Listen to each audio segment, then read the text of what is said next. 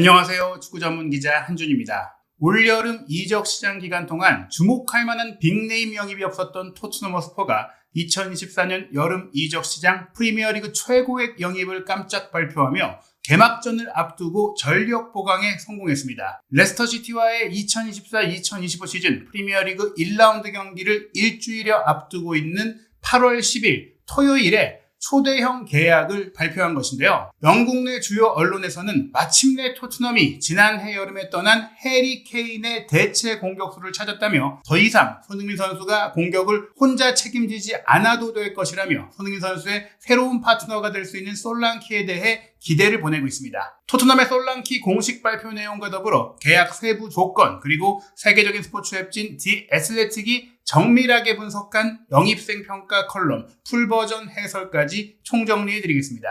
파브리치오 로마노 기자의 히얼위고 그리고 디 애슬레틱의 데이비드 온스테인 기자의 유력 보도까지 영국 현지 시간으로 8월 9일 금요일에 알려졌고요. 그리고 나서 8월 10일 빠르게 메디컬 테스트가 진행되면서 구단 간 합의 및 공식 발표까지 이어졌습니다. 불과 몇 시간 전에 토트넘 허스퍼가 공식 발표와 더불어 솔랑키 선수의 첫 인터뷰 내용까지 공개하면서 확실하게 토트넘의 선수가 되는 것을 알렸는데요. 먼저 토트넘의 공식 발표를 통한 솔랑키의 소개부터 보겠습니다. 본머스의 도미닉 솔랑키와 계약을 체결하게 되어 기쁘게 생각합니다. 26세 공격수인 솔랑키는 2030년까지 6년 계약에 합의했습니다.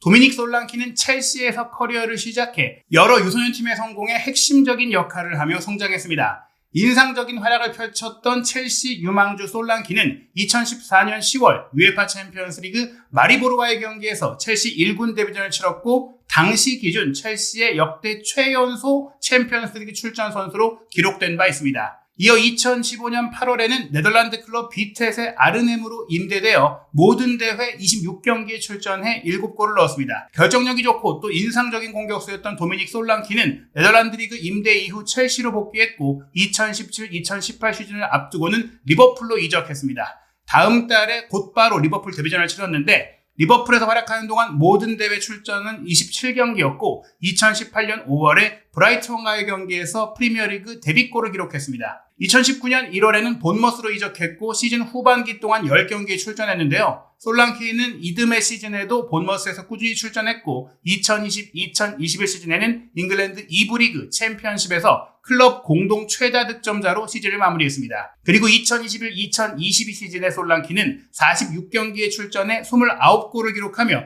잉글랜드 챔피언십 득점 차트에서 1위를 차지해 득점왕을 차지한 시즌을 보냈습니다. 본머스의 프리미어리그 성격에 기여했을 뿐만 아니라 2021-2022 시즌 EFL 챔피언십 잉글랜드 2부 리그 올해의 팀과 잉글랜드 프로축구 선수 협회 챔피언십 올해의 팀에도 이름을 올렸습니다.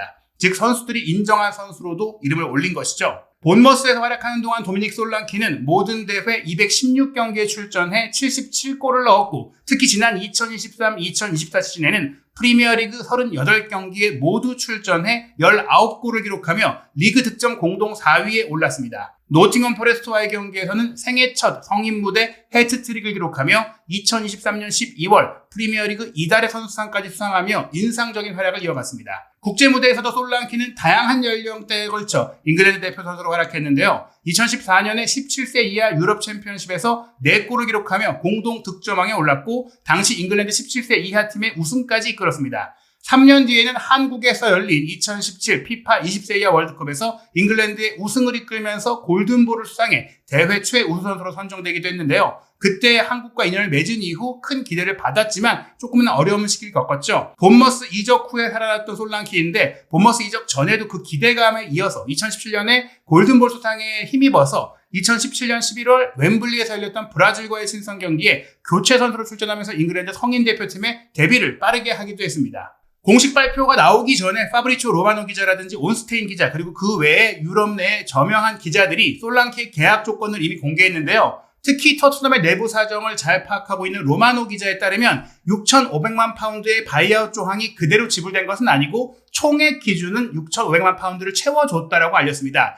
5,700만 파운드를 먼저 지급을 하고요. 이 돈이 한국 돈으로 현재 환율 기준 993억 원, 만만치 않은 돈이죠. 그리고 이후의 활약에 따라서 6,500만 파운드를 채워줄 수 있는 추가적인 보너스 조항을 삽입한 것입니다. 그래서 한국 돈 총액으로 1,132억 원의 어마어마한 금액, 토트넘과 본머스의 양측에 각각 이적료 최고 기록을 수립했고 올 여름 현재까지 진행된 프리미어리그 여름 이적 시장 최고액 거래가 성사된 것입니다. 그렇다면 이 최고액을 쏟아부은 투자가 옳았느냐, 정말 좋은 역임인가에 대한 궁금증이 따를 수밖에 없는데요. 디 애슬레틱이 500점 만점을 기준으로 영입생, 이적생 평가의 콘텐츠를 올 여름에 제공하고 있는데 솔랑키의 토트넘 이적 오피셜이 뜨자마자 이 분석 컬럼을 공개했습니다. 그 내용 풀버전으로 살펴보겠습니다. 도미닉 솔랑키가 본머스에서 6,500만 파운드 총액으로 토트넘 허스퍼로의 이적을 완료했습니다. 26살 스트라이커 도미닉 솔랑키는 토트넘과 6년 계약을 체결했습니다.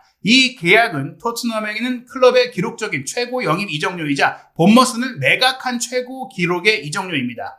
이 이적에 대해서 전술적으로 또 데이터적으로 축구 금융 전문가, 재정 전문가들, 필진들이 다양하게 자신들의 전문 분야에 대해서 5가지 항목으로 평가했고 각 항목마다 100점 만점을 보유하면서 총 500점 만점으로 디 애슬레틱 500이라는 평가 기준을 통해서 이 영입에 대해서 정리했는데요. 먼저 전술적인 부분, 토트넘의 솔랑키가 얼마나 전술적으로 부합하는지에 대한 평가에서는 100점 만점에 71점, 높은 점수였습니다. 솔랑키는 향후 몇 시즌 동안 토트넘 공격의 중심이 될 수 있는 스트라이커입니다. 한 달 후면 27살 생일을 맞게 되는 솔랑키는 이제 막 전성기에 접어들고 있는 나이인데요. 지난 시즌에 영리한 움직임과 또한 강한 전방 압박이라는 기존의 재능에서 이제 마무리 능력까지 좋아졌다. 원래도 부지런히 뛰고 또 움직임은 좋았으나 골을 잘 못 넣었기 때문에 첼시라든지 리버풀에 자리를 잡지 못했던 것인데 거기에 본인의 전술적인 이타적인 능력에 득점력이 보강됐기 때문에 평가가 높아졌다는 겁니다. 솔랑키는 강력한 슈팅, 그러니까 슈팅 세기가 좋은 것뿐 아니라 공을 깔끔하게 차넣는 영리한 플릭, 그러니까 슬쩍 건드리거나 흘려주거나 방향만 바꿔놓거나 이런 다양한 마무리 능력을 보유하고 있다고 했는데요. 특히 포스트 근처에서 크로스 패스를 마무리하는 지능적인 움직임, 단지 신체 조건을 활용한 게 아니라 이 크로스 패스가 오는 것에 따라서 어디로 움직이고 어떻게 건드리고 어떻게 마무리하는 것이 좋은지, 또 수비수들이 어떤 공간을 비워두는지를 잘 활용하는 매우 지능적이고 전술적인 공격수라고 평가를 한 것입니다. 솔랑키는 2023-2024 시즌에 이런 강력한 모습을 보이면서 양발과 머리로, 즉 온몸이 무기인 공격수였던 것이죠. 특정한 한 발에 강한 게 아니고 또 머리에만 강한 게 아니라 머리와 양발 두루 잘 골을 넣을 수 있는 모습을 보여줬고 그의 슈팅 대부분이 퀄리티가 높았으며 특히 지난 시즌 주어진 기회에 부합하는 기대 득점에 부합하는 비율의 득점을 연결했다. 기회를 잘 놓치지 않았다는 겁니다. 솔랑키의 가장 큰 강점은 단연 전방 압박 능력인데요. 그는 상대 센터백의 패스 옵션을 제한하기 위해 곡선을 그리면서 움직인다. 즉 상대를 에워싸고 이 패스 동선을 커버하면서 영리하게 압박할 수 있는 능력을 잘 갖고 있고 또 상대의 수비형 미드필더, 후방 빌드업을 주도하는 홀딩 미드필더를 그림자처럼 따라다니면서 괴롭히는 데에도 능숙하다. 특히 압박의 트리거가 발동될 때 솔랑키는 공격성과 강렬함으로 상대를 봉쇄하는 동시에 또 상대가 턴오버를 발생했을 때, 즉 상대가 공의 소유권을 잃는 그 순간 위험한 공격 역습의 시발점 역할, 탈출구 역할까지 한다고 소개하고 있습니다. 이 표를 보시면 지난 시즌에 도미닉 솔랑키가 프리미어리그에서 총 106회의 슈팅을 시도했는데요. 물론 오른발이 주발이기 때문에 오른발 슈팅이 55회였지만 왼발 슈팅도 20번이나 있었고 헤더 슈팅도 30회로 정말 다양한 방향으로, 다양한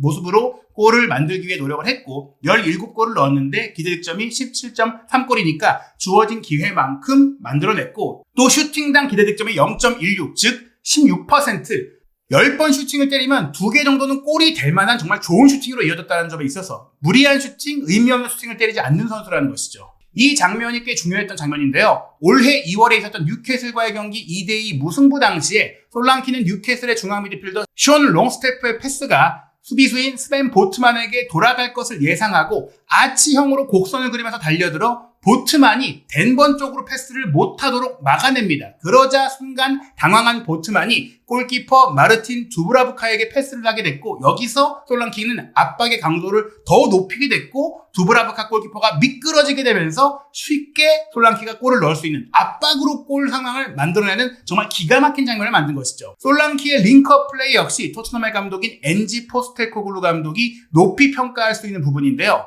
그는 본머스의 공격 파트너인 앙투안 세메뇨나 저스틴 클루이베르트 같이 빠른 속도를 갖고 있는 측면 공격수들이 공간을 활용할 수 있도록 공을 소유하는 데 뛰어난 능력을 보여줬습니다. 그리고 이러한 능력은 토트넘에서 손흥민 선수뿐 아니라 브레넌 존슨이나 티모 베르너 같은 선수들에게도 그대로 적용될 수 있는데, 이들 모두가 이렇게 빈 공간으로 파고들고 돌파하는데 탁월한 능력을 갖고 있기 때문에 솔랑키 효과를 누릴 수 있다는 것이죠. 솔랑키는 이러한 분명한 강점에도 불구하고 2023-2024 시즌에 와서야 처음으로 프리미어리그 한 시즌 10골 이상을 기록하는 등 그동안은 득점 기록이 일관성이 없었기 때문에 이것이 정당한 흐름의 발전인지 아니면 단지 한 시즌 반짝한 이상현상인지에 대한 의문이 제기되고 있는데요. 토트넘과 같은 더 큰 팀으로 이적하면서 기대치가 높아진 가운데 솔랑키가 이러한 부담감 속에서 성공할 수 있을지도 지켜볼 필요가 있을 것 같습니다. 솔랑키의 새 소속팀에서의 전술적 적합도는 71점으로 토트넘의 플레이 스타일이나 포메이션에 적합하다는 평가를 받고 있는데요.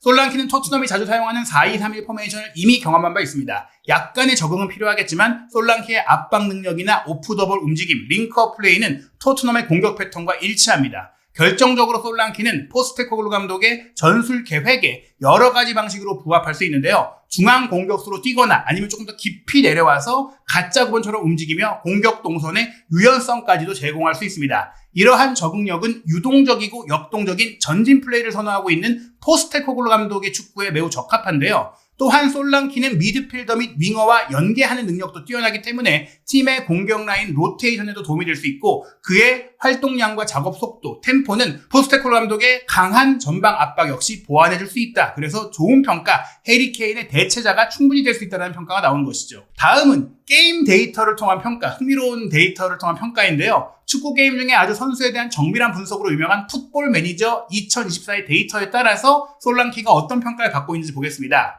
풋볼 매니저 게임에 따르면 솔랑키는 현재 전성기에 가까워지고 있는데요. 이 데이터는 스포츠계에서 사용되는 광범위한 스카우트 네트워크를 기반으로 하고 있기 때문에 신빙성이 높습니다. 현재 솔랑키의 능력치는 200점 만점에 141점인데요. 이는 비슷한 나이대의 선수인 맨체스터 유나이티드의 스콘 맥토미니 141점, 뉴캐슬의 하비 반스 140점, 프리미어리그의 또 다른 공격수 에버튼의 베투 140점과 비슷한 수준입니다. 그의 포텐셜, 잠재 능력 등급은 150점으로 앞으로 더 성장할 수 있는, 발전할 수 있는 부분들의 여지가 많지 않다고도 할 수 있겠지만, 그래도 150점대까지 도달하는 것만으로도 효과적으로 프리미어리그의 톱 클래스 스트라이커로서의 지위를 확보해야 할 수 있다고 볼 수 있죠. 150점이면 어느 정도 수준이냐? 에버튼의 도미닉 칼버트 루인이나 웨스트햄 유나이티드 미드필더 루카스 파케타 정도니까, 또 브렌트포드의 잉글랜드 대표 공격수 아이반 토니도 그 정도니까 결국에는 리그 최상급의 능력을 갖고 있다, 그런 잠재력이 있다라고 볼 수 있습니다. 특히 아이반 토니와 솔랑키 둘 다 토트넘과 연결되었던 이 선수들이 비슷한 수준의 팀에서 뛰면서 팀에 미쳤던 영향력도 비슷했기 때문에 흥미로운데요. 어찌됐거나 토니가 나이가 좀 더 많고 또 잠재력도 솔랑키가 더 높다라는 평가입니다. 특히 오프 더 볼 75점, 기술 75점,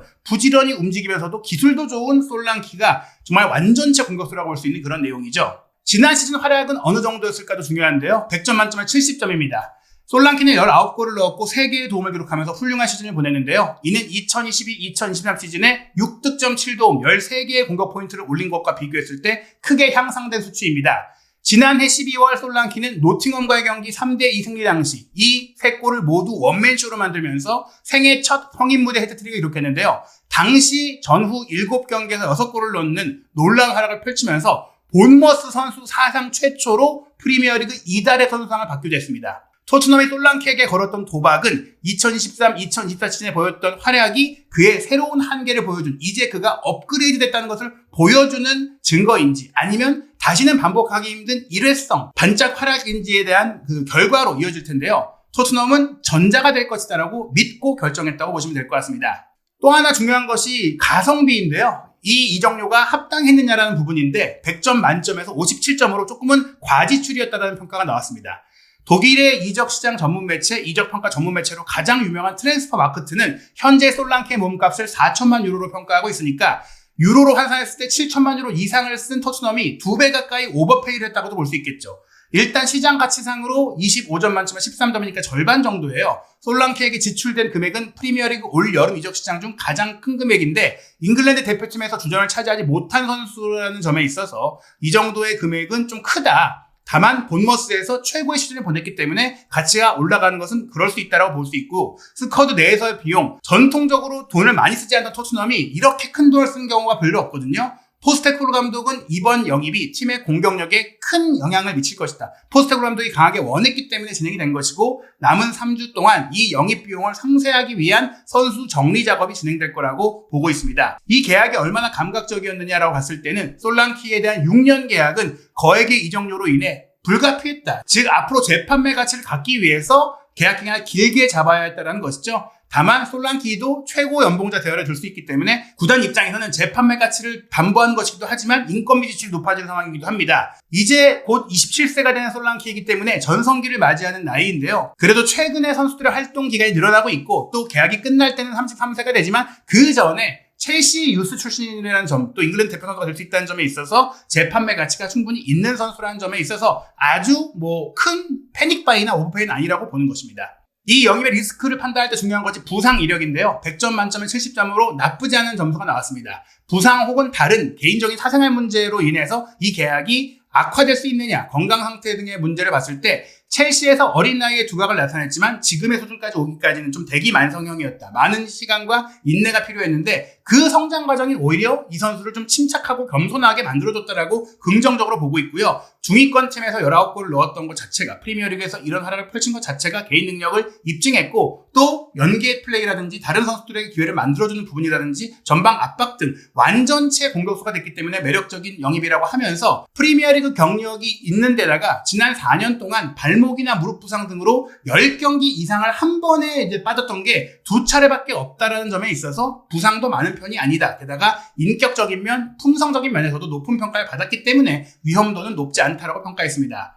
그래서 500점 만점에서 이 5개 항목의 점수가 341점으로 높은 편이라고 볼 수 있는데요. 토트넘은 1년 전 해리케인이 바이에른 뮌헨으로 떠난 공백을 아직 메우지 못했기 때문에 솔랑키가 토트넘에서 분명한 자리를 차지할 수 있을 것이다. 그 대체자가 될 수 있을 것이다라고 디 애슬레틱이 총평했습니다. 비록 솔랑키가 한국 돈 1,000억 원이 넘는 몸값 이적료를 받게 된 것, 그리고 잉글랜드 국가대표로 아직 주전이 아니고 겨우 한 번밖에 뛰지 못했던 그런 커리어를 봤을 때 이 몸값이 크게 비싼 건 아니지만 그렇다고 저렴한 지출은 아니었다라고 돌아봤는데요. 솔랑키가 프리미어리그에서 단 한 시즌만 잘했을 뿐이지만 이 앞으로 재판매 가능성은 제한적이다. 첼시와 리버풀에서 입지를 다지지 못했던 솔랑키가 이번에 만약에 조금 꺾인다면 그 이후에 가치가 더 꺾일 수 있다는 것이죠. 그 한계를 넘어서서 토트넘의 투자가 옳았다는 것이 증명될지가 올 시즌 토트넘의 최대 관전 포인트가 될 것 같은데요. 토트넘은 솔랑키와 더불어 스웨덴 유망주 베리발, 그리고 리즈 유나이티드에서 데려온 잉글랜드 유망주 아치그레이를 영입하면서 척추 라인을 보강했고, 또 측면 공격수로는 2025년 1월에 양민혁 선수가 강원 FC에서 합류할 예정입니다. 아직 추가적인 영입이 있을 거라고 알려지고 있는 토트넘이 8월 20일 화요일 새벽 4시에 킥오프하는 레스터시티와의 개막전을 앞두고 또 어떤 선수와 함께하게 될지, 그리고 8월 말까지 이어질 이적 시장에서 또 어떤 선수가 보강될지 지켜봐야 될 것 같습니다. 토트넘은 8월 24일 토요일 밤 11시에 에버튼과 홈 개막전을 치르고 9월 1일 일요일 밤 9시 30분에는 뉴캐슬 유나이티드와 원정 경기로 올 시즌 첫 빅매치를 치릅니다. 9월 초 A매치데이 이후 9월 15일 일요일 밤 10시에는 아스널과의 북런던 더비가 있는데요. 과연 토트넘 허스퍼가 올 시즌, 지난 시즌 이상의 성과를 내고 우승컵과 챔피언스리그 진출이라는 결과를 얻을 수 있을지, 손흥민 선수가 마침내 케인 이후 최고의 공격 파트너를 만나 솔랑키와 멋진 플레이, 멋진 골을 만들어낼 수 있을지, 한준TV와 함께 올 시즌 프리미어리그 손흥민 선수의 모든 소식 구독, 좋아요, 알림 설정으로 빠르게 확인하시기 바랍니다.